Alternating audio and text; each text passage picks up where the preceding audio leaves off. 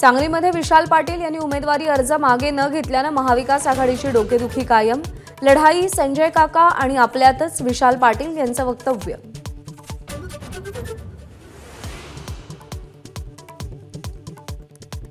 विशाल पाटील आजपासून अधिकृतरित्या प्रचार सुरू करणार। हनुमान जयंतीनिमित्त मारुतीरायाचे दर्शन घेऊन प्रचाराचा नारळ फोडणार।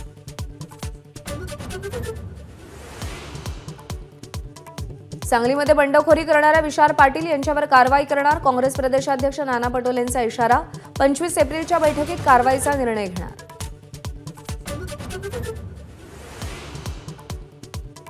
उद्धव ठाकरेंची आज परभणीमध्ये सभा। ठाकरे गटाचे उमेदवार संजय जाधव यांचा प्रचार करणार।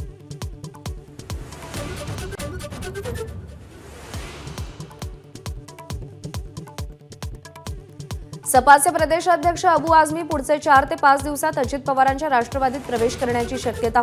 प्रफुल्ल पटेल आणि आझमी यांच्यामध्ये रविवारी रात्री उशिरा मुंबईमध्ये चर्चा। सूत्रांची माहिती।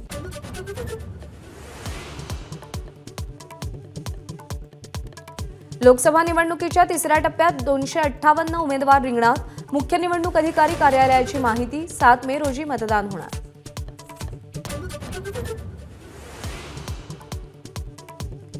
दापोली मतदारसंघातून 25,000च्या आत लीड घेतली तर मी निवडणूक लढणार नाही।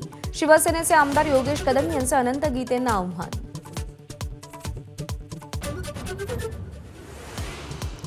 विनोद पाटील यांची उद्योगमंत्री उदय सामंत यांनी रात्री उशिरा भेट घेतली। विनोद पाटील यांची समजूत काढण्यास सामंत अपयशी। विनोद पाटील निवडणूक लढण्यावर ठाम। उष्णतेच्या लाटेच्या दृष्टीने केंद्रीय निवडणूक आयोगाकडून टास्क फोर्स स्थापन।